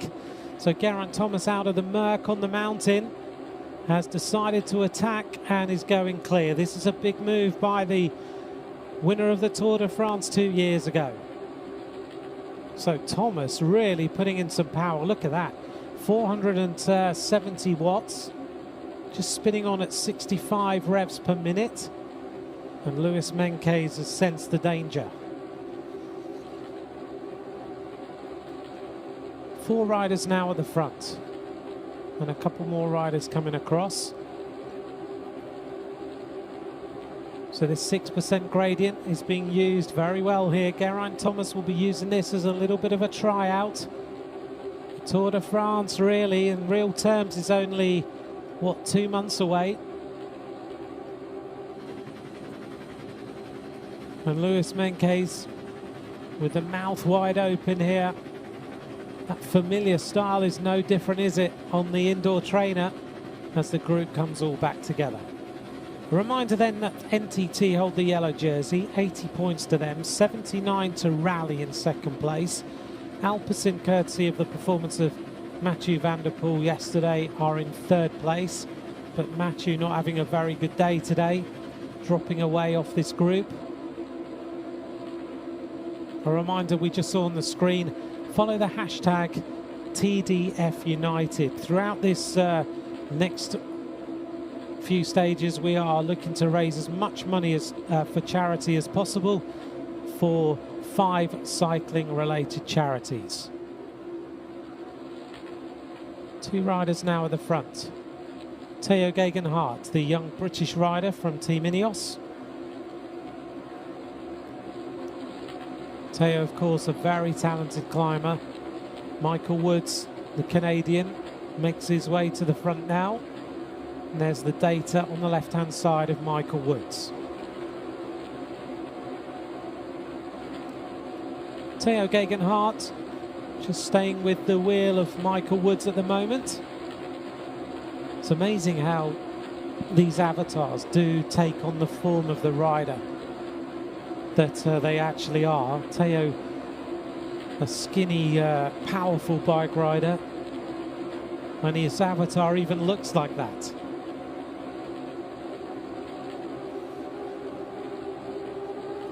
Freddie Ovett now getting towards the front.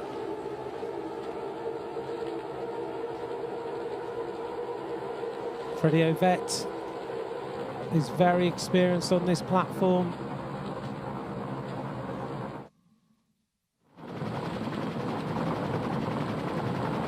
Let's just remind ourselves then that the King of the Mountains point is at 27 kilometers. 27 kilometers is the sprint. 13.9 kilometers is the King of the Mountains point. So we are 2.4 kilometers now from the first of our major points of this race. The King of the Mountains, there will be 10 points for the winner, then 8, then 6, 4, 2 and 1. King of the Mountains is held by Alpecin Fenix, a team of Mathieu van der Poel. Second place is Israel Startup Nation, and third place is Mitchelton Scott.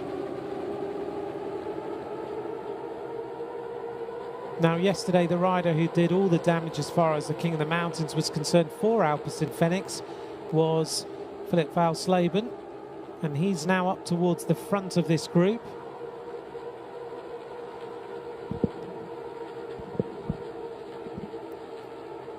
Heading up towards the front now in the blue, the white and red, sorry, is Giulio Ciccone. Alexis Goujiar, there's his data. He's been near the front all the time. Really good performance by Alexis Goujiar.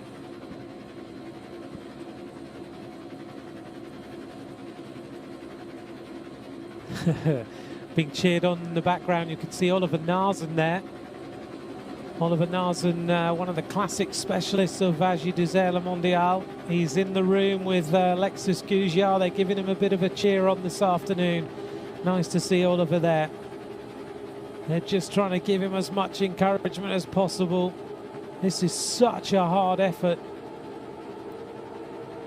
Simulated bike racing is just a war. Look at the face on Alexis Goujiar now.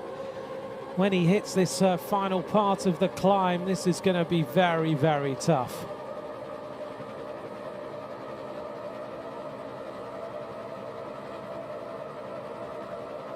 So fast downhill now till we head towards this intermediate point, the King of the Mountains, and it's Geraint Thomas on the front. Lewis Menkes in second. Michael Woods is up there. Guillaume Martin. Ben O'Connor is also in there for NTT, a rider who rode so well in the Giro d'Italia until he had a crash a couple of years ago. But he's a rider definitely for the Grand Tours. Valsleben now making his way towards the front, looking for some more King of the Mountains points. Looking to hold on to this polka dot jersey.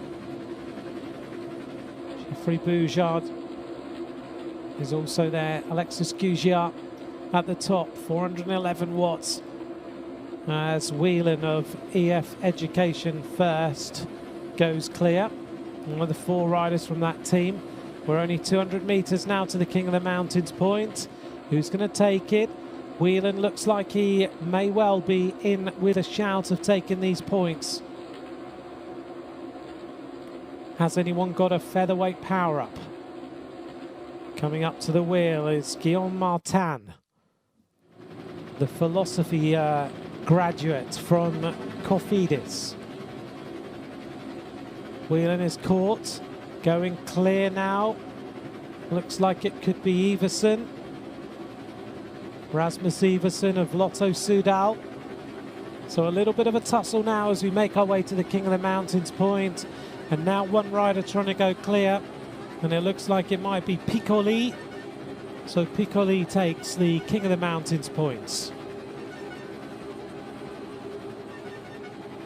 Across the top of the climb then, Guillaume Martin, Whelan, Ovett, Teo Gegenhardt, Lewis Menkes, Iversen, Nicolas Aige, Nicolas Ede, all at the top that time. So James Piccoli of Israel Startup Nation takes the maximum points at the top of the climb.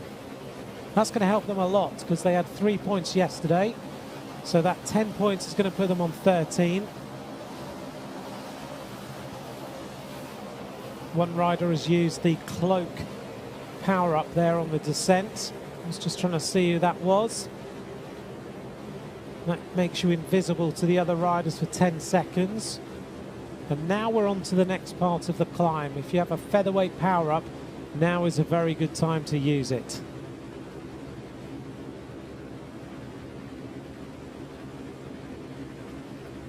If you're seeing all these little thumbs come above the riders, if you are a fan of this platform and you ride on it, you can send a thumbs up to the rider that you want to support, and their pockets get heavier and heavier, as you can see in the back there with the little thumbs up going into the pockets.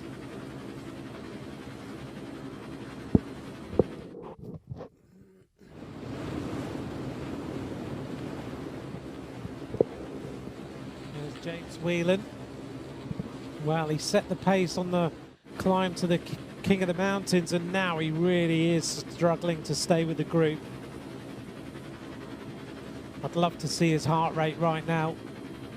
He's not wearing the heart sensor, so we're not seeing it the way we sometimes do. But you can see he is absolutely on the limit right now. The avatar looks like it's on the limit, and the camera tells us he definitely is.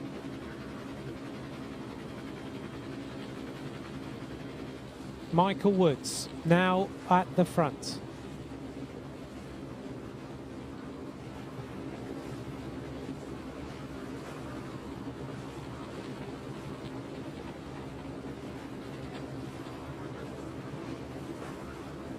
Michael Woods. Just a little bit of an advantage on Tao Geoghegan Hart. This Canadian rider who was an extremely talented athlete. I believe he's run a sub 4-minute mile. 33 years of age. Winner of a stage of the Vuelta a España in 2018. And of course had that wonderful ride in Liège-Bastogne-Liège where he finished in second place, and then took also in 2018 a bronze medal in the World Championship road race. He's supremely talented. Came to cycling extremely late, but has made up for it. There's no doubt about that. As he goes clear now. Michael Woods, followed by Tao Geoghegan Hart. Then it's Freddie Ovett in third place at 4 seconds. Then Aday. Then Guillaume Martin. Giulio Ciccone making his way towards the front now. The King of the Mountains of the Giro d'Italia. And underneath the names of the riders, you can see how many watts per kilo they're putting out. Michael Woods and Tao Geoghegan Hart, very similar watts per kilo right now, around about 7. Further on down, Giulio Ciccone at 6.5. And these riders, when we talk about power, this is what they train for. How many watts, how much power can those legs put out? They have the meters on the bike that will help them to see how much power they've got.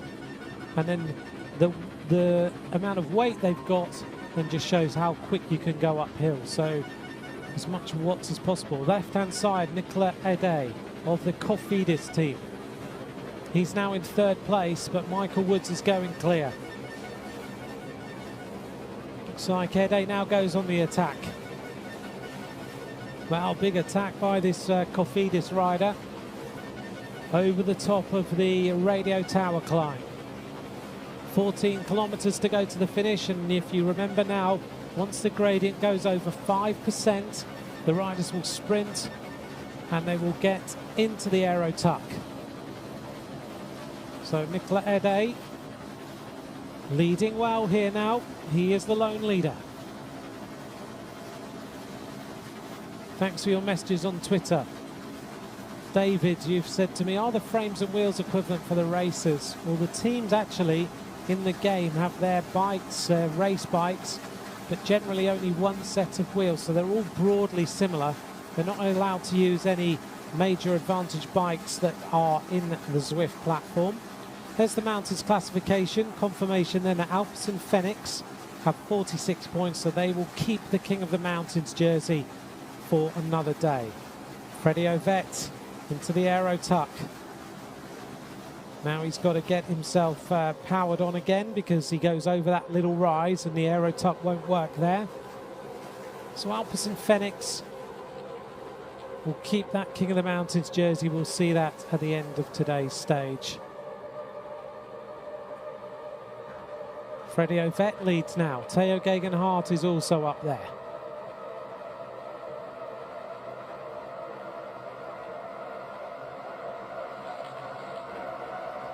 Michael Woods, Ede is there. So 4 riders now going clear, being chased by a group that includes riders at 8 seconds, Gianni Vermeersch, Luis Meintjes, Julien Bernard of the Trek Segafredo team, and Gavin Mannion of Rally. Also in that group, Giulia Ciccone and Guillaume Martin.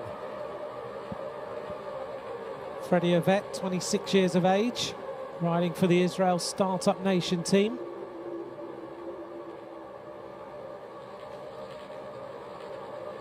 Ninth in the Tour of Langkawi was Freddie Ovett. Nicola Ede at the back as we go fast downhill at 76 kilometers an hour. Don't forget then, everyone, as there we see Theo on the left-hand side at home in Girona. Spinning downhill, he's getting the chance to just calm the heart rate down, relax, try and recover a little bit until he has to put the power on.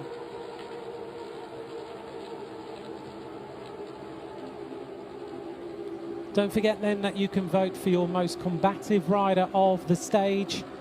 Go on to Twitter and visit @LeTour, and there will be a poll there for you to vote for your most aggressive rider of today's stage.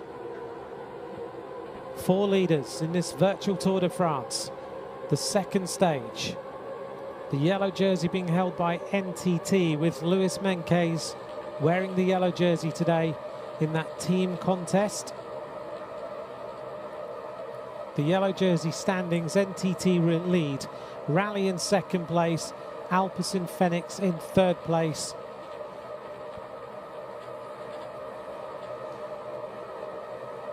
Nicola Ede just waiting for the aero tuck to work its way out.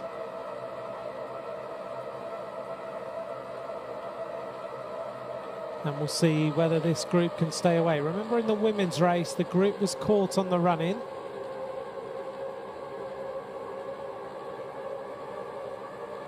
Lovely weather there where Nicola Ede is. King of the Mountains of the Vuelta a España. He was the winner of the Tour de Limousin as well in 2018. He's a 32-year-old bike rider.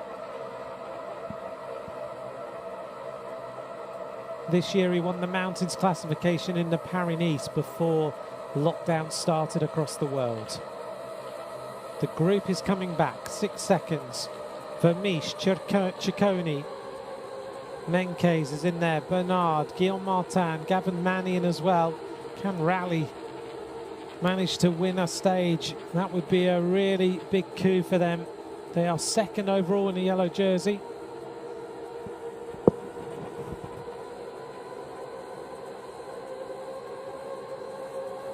Let's take a look then at some statistics of what the sort of power these riders have been putting out on the climb. Here's the watts per kilo. So Luis Meintjes with 6.2 watts per kilo, the average up to the first King of the Mountains point that we saw. Just shows how much power these riders have got in their legs. You can see the breakaway group, and just behind them, not too far behind now, is the chase. 3 seconds. And Rigoberto Urán is also in there. So is the green jersey of Stefan de Bod. Julien Bernard, Patrick Bevin is also in there. Nicolas Aige is in there too. So there's some big name riders trying to come across with 7.5 kilometers to go. I think they're going to get caught. It's going to be possibly a bunch sprint of maybe 15 riders by the time we come into the line. Here's the group. Patrick Bevin is also in here. Now remember, we're going to go through the intermediate sprint at 27 kilometres, so we're 4.3 kilometres now from that intermediate sprint. And as they go under that sprint archway, if they haven't used their power-up, then they will get a new power-up, and that will give them the opportunity to maybe use that on the run into the finish. And in the women's race, we had 3 riders with an aero power-up available on the run into the line. So we'll see whether any riders decide to do that as well. Here is Luis Menkes. Looks a little bit more relaxed than he did on the top of the radio tower. It's been a very, very fast race today. 34 minutes coming up. Only 6.3 kilometres to go. 29.5 kilometres of racing. They really haven't held back at all, have they?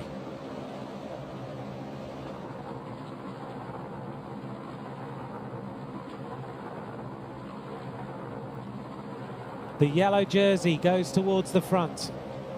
Remember, the yellow jersey being held by the team collectively and not just the rider. So NTT with a 1-point advantage on rally cycling. We've got Gavin Mannion in there. Who is going to win this stage? A group now of what, 12, 15 riders at the front of the race. In terms of sprinters, there are some fast men in here. Geraint Thomas, is he in the second group? This is Geraint Thomas. 400 watts now, riding along at 56 kilometers an hour. He's certainly had a hard ride this afternoon. Some of the riders also went out riding and training this morning. Some of them were on Zwift nice and early today. Julien Bernard starts to stretch the race a little bit more.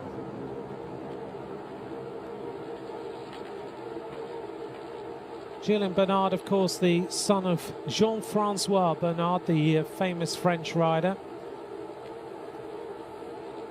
Julien, now 28 years of age, such a loyal domestique for the Trek Segafredo team.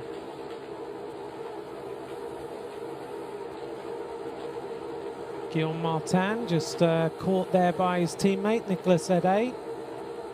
And at the front it's Ovett and Edet who are trying to just press this race on a little bit more. Almost at the intermediate sprint. We're less than 2 kilometers from the sprint point. This time 10 points on offer for the first rider across the line. NTT seem to be doing a good job here, so do Trek Segafredo.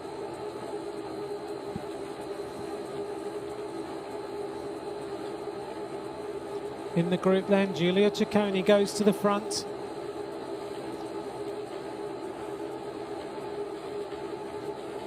Trek Segafredo have got a strong squad in here. Look at that, they've got 3 riders in this front group. That's going to help them a lot. Well, Ciccone is in there, Bernard is in there, Nicolas Ige is there too. There is Guillaume Martin on the left-hand side. 43 kilometers an hour being done now by the group. 3.9 kilometers to go. Who's got the power in the legs and who has got the tactical nous here on Zwift to win this race?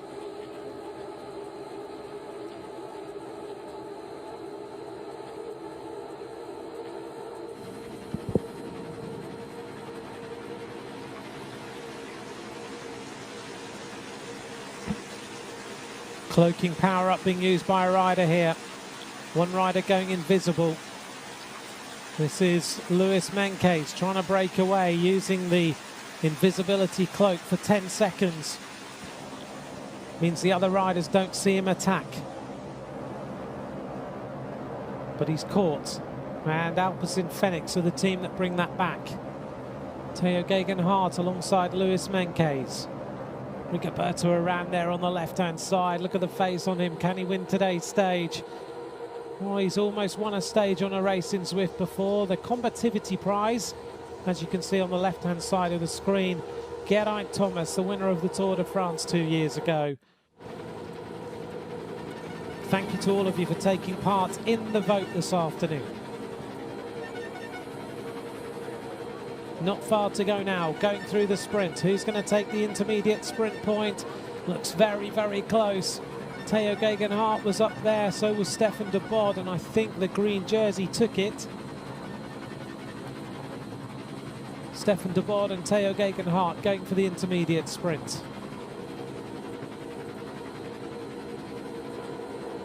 Now we set ourselves on the breakaway burrito being used by Stefan de Bod. You can see the little icon above them, makes you undraftable for 10 seconds. We talked about drafting in Zwift at the start of today's stage, so there is drafting capability, but if you use the breakaway burrito, then you're not able to sit in the slipstream of the rider who's using it. So 3 riders used it, but it hasn't really worked to any good effect as they still stay in the group. The thumbs raining down on these riders from the fans who are watching, filling the pockets. Right, this is our group of riders. Who can win this stage? Rigoberto Urán moves up. Giulia Ciccone is also there. Theo Gegenhardt. Has Geraint Thomas made it? No, he's in the next group back. So Geraint Thomas won't win today's stage, but his teammate Theo Gegenhardt might do. Michael Woods is there. Who is going to take this stage? Stefan de Bod moving up in the green jersey. Luis Meintjes in the yellow. Giulia Ciccone up towards the front. Confirmation of the green jersey will be still held by NTT Pro Cycling at the end of today's stage. 86 points now for NTT.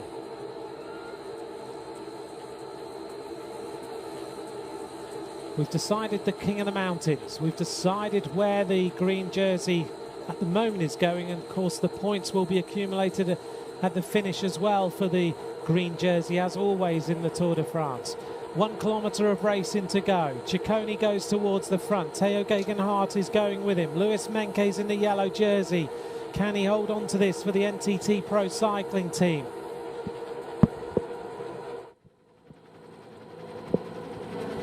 Not far to go now for this group of riders. This is the end of stage 2 of the virtual Tour de France. 580 metres to go. A breakaway burrito being used by a couple of riders now. Power-ups being ignited. For 10 seconds, the breakaway burrito is absolutely perfect. It looks like Patrick Bevin going clear. Bevin has ignited his breakaway burrito, and is he going to hold on to win the stage? Behind him is Freddy Ovett. Is he going to run out? The rider's coming up to him now. Ovett is with him. Michael Woods is with him as well. Freddy Ovett of Israel Startup Nation on the line. It looked to me like it might have been Freddy Ovett, but Michael Woods was closing very, very quickly as well. Superb racing. Well, I don't know who got it, so we're going to have to look at the replay. There's Julien Bernard just winding down. It looked like Freddy Ovett of Israel Startup Nation. There is Julien Bernard. Did he close up just at the finish line? We need to see the replay to see who takes the stage. Look at the face of Julien Bernard. That was a very, very tough race. 41 minutes of racing. A little bit of a smile, almost, trying to recover. Well, let's take a look at this replay. Who took the stage? They threw their bikes at the line. Was it an Israel rider? It looks like an Israel rider to me. Freddy Ovett could have taken a huge win. Or was it Julien Bernard who was closing quickly as well?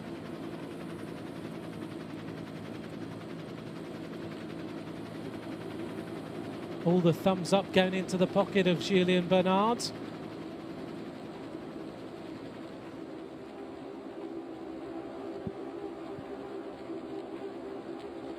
Well, they all had their power-ups to use on that run-in, and Bernard used it very, very late, I think.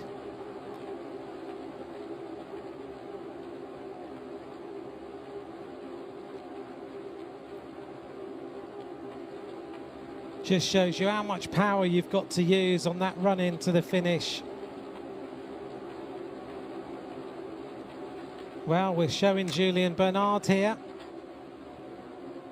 So he may well have just thrown the bike at the line and taken the win. We'll wait for the classification to appear on the screen to confirm who took it. Here's the classification. Julien Bernard just got it on the line from Freddie Ovett of Israel Startup Nation. Ede was in third place and Michael Woods in fourth. So it was Julien Bernard taking that victory for the Trek Segafredo team. Ovett just using his breakaway burrito a little bit too early, and Bernard closed up on him just as they made their way to the line. So Julien Bernard, a stage winner in the Tour des Alpes Maritimes. He was sixth in the Abu Dhabi Tour in 2016. The 28-year-old rider for Trek Segafredo takes the victory here on stage number 2, the virtual Tour de France. Well, we'll hear from him in a few moments.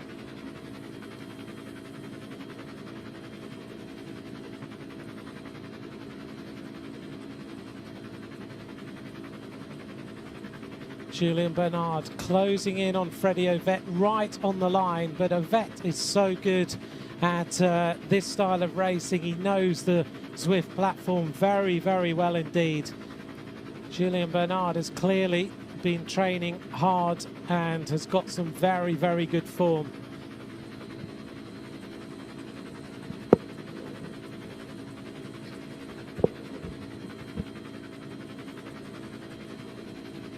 Julien Bernard, 30th in the Tour de France last year. Let's just take a look on this run into the finish. How late did Julien Bernard leave it? He literally got Freddie Ovett right on the line.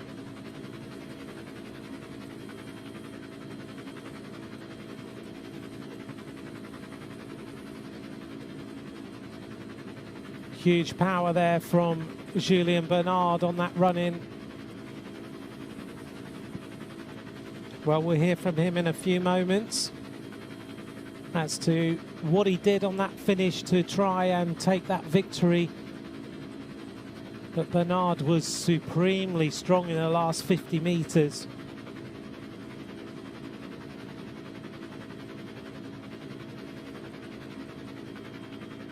That was very, very close indeed. Well, let's get ready then to hear from Julien Bernard as he wins at stage 2 of the virtual Tour de France.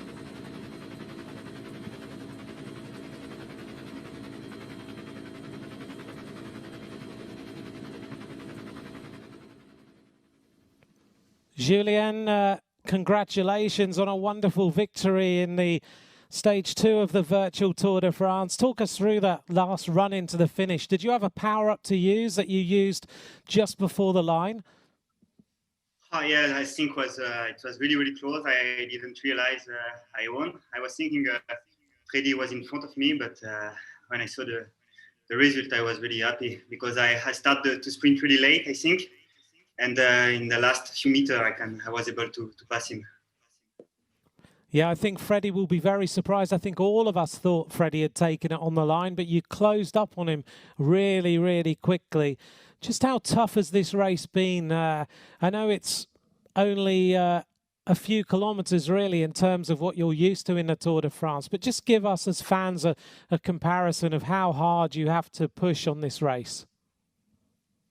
There was a really, really fast start, and to the mountain, I was really at the limit. I think I passed in the second group in top, and I was able to come back with my group on the first 4 on the downhill.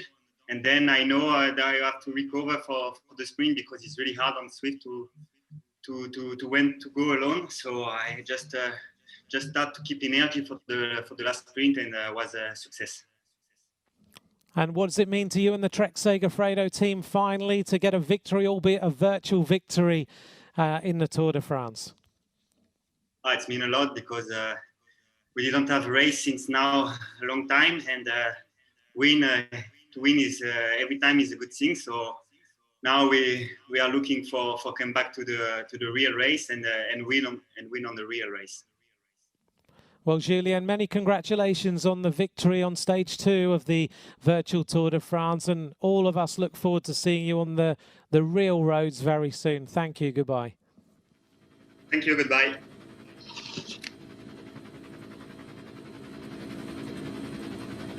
A win then for Trek Segafredo, for Julien Bernard. Well, he thought that Freddie had just beaten him on the line as well. Freddie Ovett, who led that sprint out, but he just got it as the finish line closed. The yellow jersey will stay on the shoulders of the NTT Pro Cycling team, who actually extend their advantage now to rally in second place. The American squad, Rally Cycling, are in second, Alpecin-Fenix in the third place. So the yellow jersey, there we are on the virtual avatar now of the NTT Pro Cycling team. They will wear that next weekend as we make our way into virtual France for stage number 3. Trek Segafredo, courtesy of that win today, in 4th place.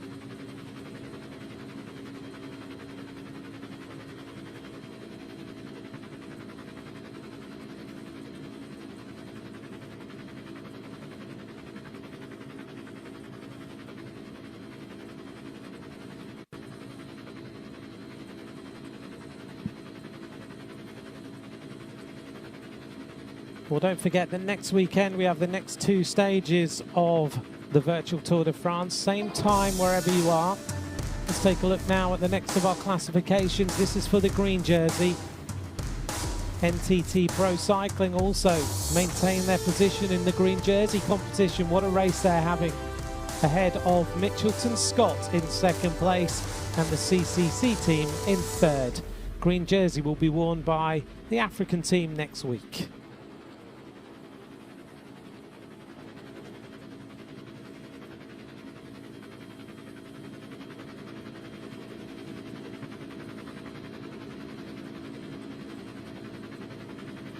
Next weekend then we have 2 stages, the RGV stage and the Casapad stage as well. Let's look at the King of the Mountains, Israel Startup Nation, 17 points now. So the polka dot jersey goes onto the shoulders of Israel Startup Nation. Alpecin-Fenix, who held the jersey today, in second place, and Cofidis in third after the performance of Nicolas Ede today.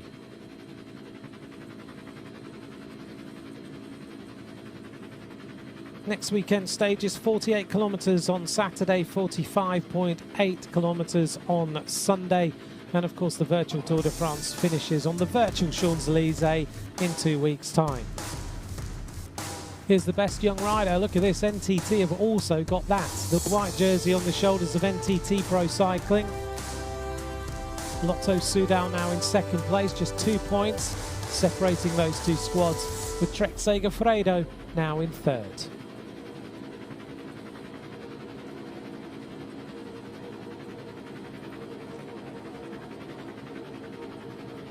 NTT Pro Cycling then have had a very, very good day on the roads of the virtual Tour de France.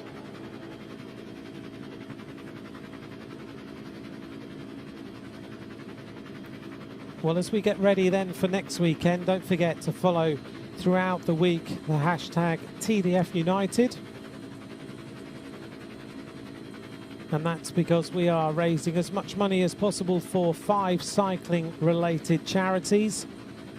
And we hope that you'll give them a little bit of support. Let's take a look then at the highlights of today's stage. The peloton rolling out 23 teams of 4 riders, with Luis Menkes in the yellow jersey for the NTT Pro Cycling team. Through the ocean tunnel before the climb to the epic mountain, and then over the radio tower climb before a fast descent into the finish. The early stages left a few riders behind as we made our way onto the virtual snow line. A little bit of an attack by Domen Novac, but then it was all about the tempo being set at the front by a number of key riders.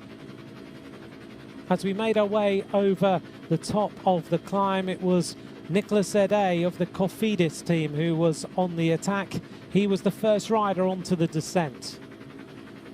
Super tucks for everybody before a group of riders came together at the front of the race. And as we made our way into the sprint point, a group containing a number of riders who used their power-ups. It was a throw of the bikes to the line. Vettel was leading, but Bernard was there, and he took the victory for Trek Segafredo. Thank you very much to all of you for watching. Thanks for joining us for the virtual Tour de France. Bye for now.